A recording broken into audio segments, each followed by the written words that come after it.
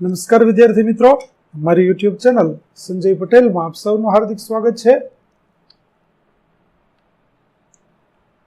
મિત્રો, આજના વિડીયોની અંદર આપણે ધોરણ 6 વિષય છે સામાજિક વિજ્ઞાન, જેનો પાઠ 4 જેનું નામ છે ઇતિહાસની સમયરેખા અને તેના સ્ત્રોતો, તેના ભાગ 3 ની અંદર આજે આપણે પાઠ સમજૂતી અને તેમાં આવતા પ્રશ્નના જવાબો વિશે શીખવાના છીએ.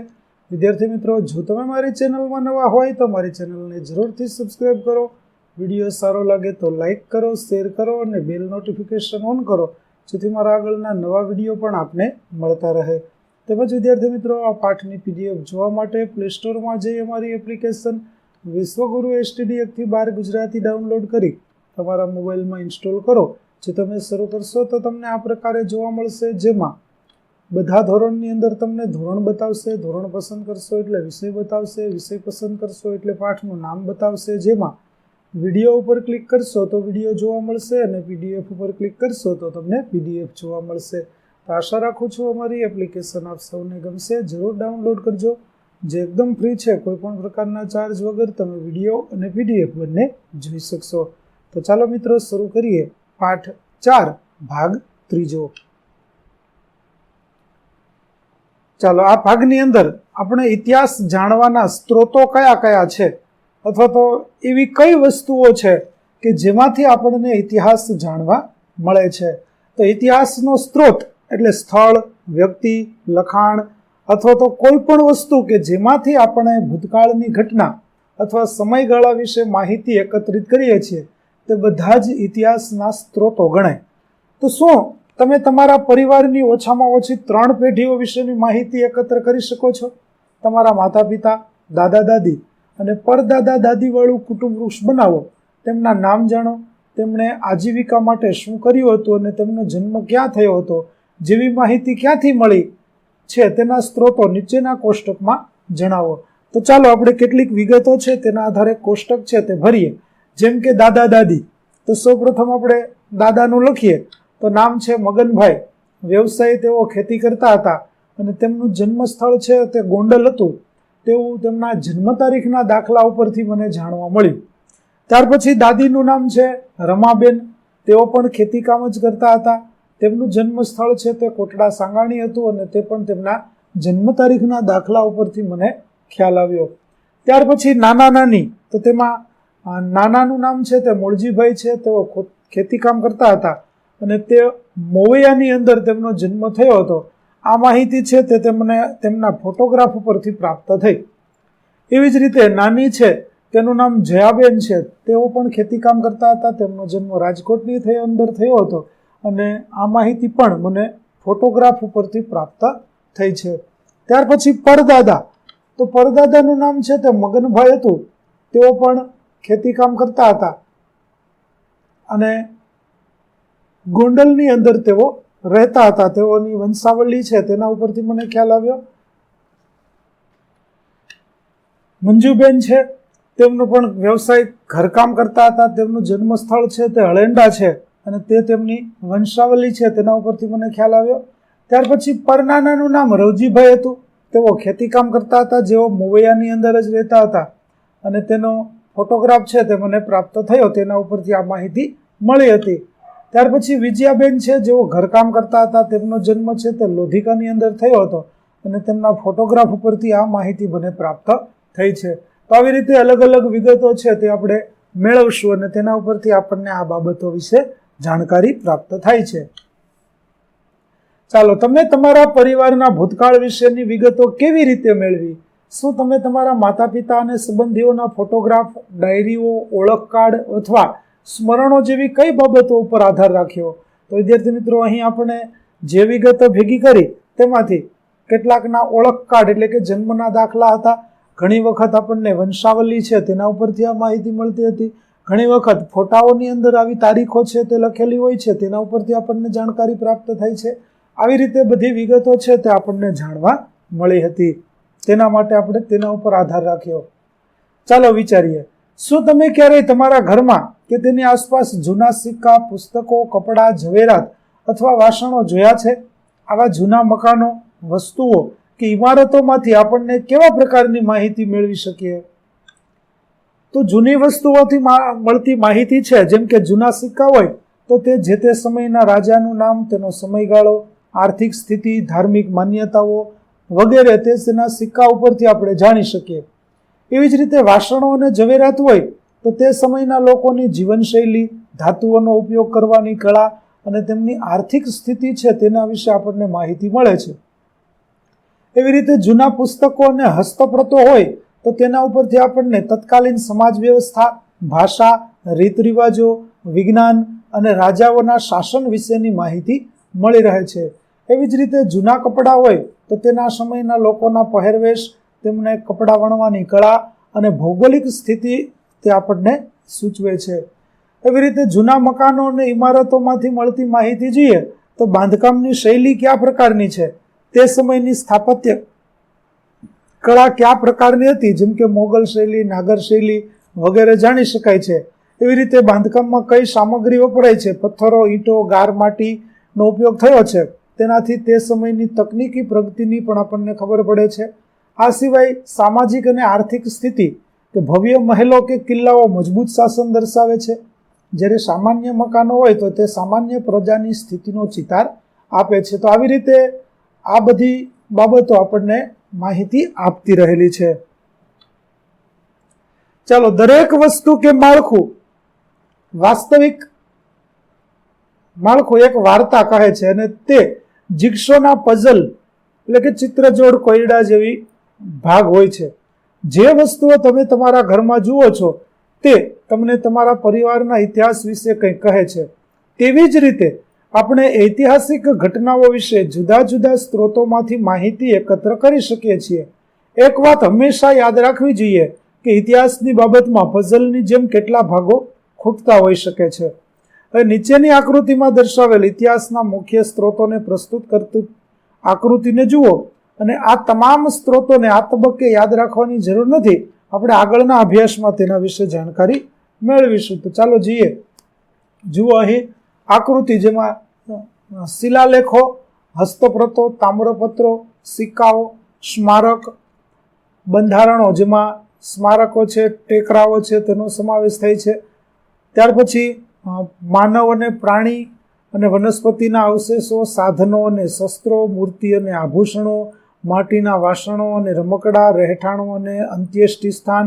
એવી રીતે કલાત્મક સ્ત્રોતોમાં ચિત્રકલા છે, મૂર્તિકલા છે, પેનલો છે. એવી રીતે સાહિત્યિક સ્ત્રોતો, જેમાં ભારતીય સાહિત્યમાં વૈજ્ઞાનિક અને તકનીકી ગ્રંથો, જ્યારે વિદેશી વર્ણિત વિગતોની અંદર પ્રવાસ વર્ણન અને ઐતિહાસિક વૃત્તાંતો છે. એવી જ રીતે ભારતીય ગ્રંથોની અંદર વેદો અને ઇતિહાસ, કવિતાઓ અને નાટકો, ઐતિહાસિક લોકો, વાર્તા સંગ્રહો, મૌખિક સ્ત્રોતોની અંદર વંશાવલી અને લોકસાહિત્ય.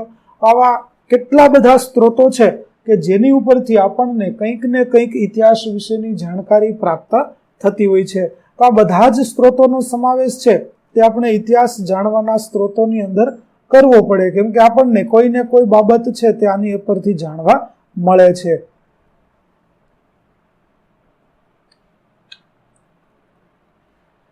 ચાલો, હવે તે દરમિયાન તેમાંથી કેટલાકનો ઉપયોગ કરીશું. ઉદાહરણ તરીકે, જ્યારે ઇતિહાસકાર 1500 વર્ષ પહેલાના રાજા કે રાણી, પ્રાચીન સ્મારકો, યુદ્ધ કે વેપારની વસ્તુઓ વિશે માહિતી એકત્ર કરવા પ્રયત્ન કરે ત્યારે તેઓ ખૂબ જ કાળજીપૂર્વક જુદા જુદા સ્ત્રોતોમાંથી માહિતી એકત્ર કરે છે. ક્યારેક આ સ્ત્રોતો પરસ્પર માહિતીની પુષ્ટિ કરે છે, જેમ કે જિગ્સો પઝલના ટુકડા મળતા આવે, તો ક્યારેક વિરુદ્ધ માહિતી પણ આપે છે, જેમ કે જિગ્સો પઝલના ટુકડા મળતા નથી. આવી પરિસ્થિતિમાં નક્કી કરવું પડે છે કે કયા સ્ત્રોત પર વધુ ભરોસો કરવો. આ રીતે ઇતિહાસકાર જે સમયગાળાનો અભ્યાસ કરે છે તેના ઇતિહાસનું પુનર્ગઠન કરવાનો પ્રયત્ન કરે છે. અને આ માટે ઇતિહાસકારો જુદા જુદા સમયે જુદી જુદી જે કંઈ ઇતિહાસ જાણવાના સ્ત્રોતો પ્રાપ્ત થાય છે તે બધા જ સ્ત્રોતોનો અભ્યાસ કરી અને તેના ઉપરથી સાચી માહિતી કઈ છે તે જાણવાનો પ્રયત્ન કરે અને આપણી સમક્ષ રજૂ કરે છે. તો ઇતિહાસકાર એટલે કોણ? તો એક વ્યક્તિ કે જે ભૂતકાળનો અભ્યાસ કરે છે અને તેના વિશે લખે છે. ઇતિહાસના આ સ્ત્રોતોમાં કોણ યોગદાન આપે છે? તો ઇતિહાસકારો ઉપરાંત પુરાતત્વવિદો, શિલાલેખ શાસ્ત્રીઓ કે જેઓ પ્રાચીન રેકર્ડનો અભ્યાસ કરે છે, એવી રીતે નૃવંશ શાસ્ત્રીઓ કે જે માનવ સમાજ અને સભ્યતાના અભ્યાસ કરનાર છે, સાહિત્ય અને ભાષાના નિષ્ણાંતો વગેરે આ ક્ષેત્રમાં યોગદાન આપે છે. કેમ કે દરેક વિષય દરેક વ્યક્તિ આવડત ધરાવતો હોય તેવું જરૂરી નથી. એટલે કે ખોદકામ કરતા કે કોઈ જગ્યાએથી કઈ અવશેષો પ્રાપ્ત થાય તો જે તે વિભાગના વ્યક્તિ છે તે તેમાં પોતાની શ્રેષ્ઠતા છે તે રજૂ કરે અને તેના વિશે આપણને માહિતી આપતા હોય છે. છેલ્લા 50 વર્ષોમાં વૈજ્ઞાનિક અભ્યાસોએ ઇતિહાસના પુનઃનિર્માણમાં મોટું યોગદાન આપ્યું છે. ઉદાહરણ તરીકે પ્રાચીન આબોહવાનો અભ્યાસ, ખોદકામમાં મળી આવેલા સામાનનું રાસાયણિક વિશ્લેષણ, પ્રાચીન માનવોની આનુવંશિકતા વગેરેના અભ્યાસોએ નવો દ્રષ્ટિકોણ આપ્યો છે. ઇતિહાસકારો જ્યારે આધુનિક ઇતિહાસ એટલે કે સામાન્ય રીતે છેલ્લા 200 કે 300 વર્ષના ઇતિહાસનો અભ્યાસ કરે છે ત્યારે અખબારો મહત્વપૂર્ણ સ્ત્રોત બની શકે છે. છેલ્લા કેટલાક દાયકાઓના અભ્યાસ માટે ઇલેક્ટ્રોનિક મીડિયા એટલે કે ટેલિવિઝન, ઇન્ટરનેટ વગેરેનો પણ ઉપયોગ થઈ શકે છે. આવી રીતે કયા સમયની માહિતી આપણે એકત્રિત કરીએ છીએ તેના વિશે જો આપણે ચોક્કસ હોઈએ તો કયો સ્ત્રોત છે તેનો ઉપયોગ આપણે કરવો તે આપણને ખ્યાલ આવી જાય છે. આવી રીતે દરેક સ્ત્રોત એ ખૂબ જ મહત્વનો છે, પરંતુ આપણે તેના જે સ્ત્રોતની સાચી વિગતો છે તેના વિશેની જાણકારી છે તે આપણને પૂરતી હોવી જોઈએ. આ ઉપરાંત આપણે માહિતી પરથી અર્થગ્રહણ છે તે કરી શકવા જોઈએ. અહીં એક નવો શબ્દ આપણને આપેલો છે કે આનુવંશિકતા. તો જીવ વિજ્ઞાનની એક શાખા કે જે વનસ્પતિ, પ્રાણીઓ અથવા માણસોમાં ચોક્કસ લાક્ષણિકતાઓ એક પેઢીથી બીજી પેઢીમાં કેવી રીતે પસાર થાય છે તે બાબતનો અભ્યાસ કરે તેને આનુવંશિકતા કહેવામાં આવે છે. ચાલો શોધીએ. આગળના પેજ ઉપર આપણને ઇતિહાસના વિવિધ સ્ત્રોતોના કેટલાક ચિત્રો આપેલા છે. આ ચિત્રો ક્યાં છે અને આ બધા ચિત્રોમાંથી તમને મળેલી માહિતી ચિત્રોના બાજુમાં આપેલી જગ્યામાં તમારે લખવાની છે. તો ચાલો પેલું ચિત્ર જોઈએ. જુઓ, અહીં સરસ મજાનું ચિત્ર આપેલું છે અને તેના વિશેની માહિતી છે કે આ ચિત્ર વીણા વગાડતા રાજાની છાપ ધરાવતા સિક્કાનું છે. ઇતિહાસના સ્ત્રોતનું આ ચિત્ર ગુપ્તકાલીન સિક્કાનું છે. ગુપ્ત સામ્રાજ્યના મહાન સમ્રાટ સમુદ્રગુપ્તે વિવિધ સિક્કાઓ મુદ્રિત કરાવ્યા હતા, જેમાં કુતાંત પરશુ, વ્યાધ્ર પરાક્રમ, અશ્વમેઘ પરાક્રમ અને વીણાધરનો સમાવેશ થાય છે. આ ચિત્ર વીણાધર ગુપ્તકાલીન સિક્કાનું છે, જેમાં રાજા વીણા વાદન કરી રહ્યા છે. તો આ પ્રકારની આ ચિત્ર વિશે આપણને માહિતી પ્રાપ્ત થાય છે.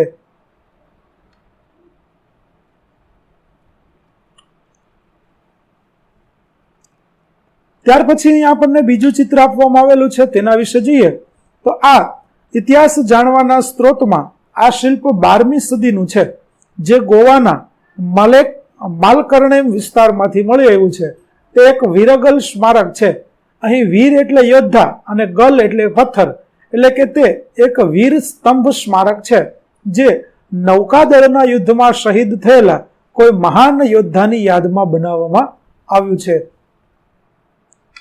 ત્યાર પછી ત્રીજું ચિત્ર, જેમાં આપણને 4 સિંહોની આકૃતિ જોવા મળે છે. તો ઇતિહાસ જાણવાના આ સ્થાપત્યનું ચિત્ર સારનાથના સ્તંભમાંથી લેવામાં આવેલ છે. આ ચિત્ર આપણી રાષ્ટ્રીય મુદ્રા છે. મૌર્ય યુગના સમ્રાટ અશોકે સારનાથમાં એક સ્તંભ બનાવ્યો હતો. તેની ઉપર ઊંધા કમળ પર 4 સિંહોનું એક શિલ્પ કોતરાવેલ હતું. ચિત્રમાં ચોથો સિંહ પાછળ હોવાથી દેખાતો નથી. આપણી ચલણી નોટો અને સિક્કાઓ પર આ રાષ્ટ્રીય મુદ્રા આપણને જોવા મળે છે. તો આવી રીતે ઇતિહાસ જાણવા માટેના જે સ્ત્રોતો હતા તેના વિશે આપણને સરસ મજાની માહિતી છે તે આપવામાં આવી છે, તે આપણે જોઈ. તો વિદ્યાર્થી મિત્રો, અહીં આપણો પાઠ 4 નો ભાગ 3 છે તે પૂરો થાય છે. આગળના ભાગનો વિડીયો મેળવવા માટે મારી ચેનલને જરૂરથી સબસ્ક્રાઇબ કરો, તેમજ PDF જોવા માટે પ્લે સ્ટોરમાંથી અમારા એપ્લિકેશન વિશ્વગુરુ STD યુક્તિ 12 ગુજરાતી ડાઉનલોડ કરો, જેમાં આપણને ધોરણ 6 તમામ વિષયના સ્વાધ્યાય સોલ્યુશન, સ્વાધ્યાય પોથી સોલ્યુશનની વિડીયો અને PDF મળી રહેશે, જે એકદમ ફ્રી છે. જરૂર ડાઉનલોડ કરજો.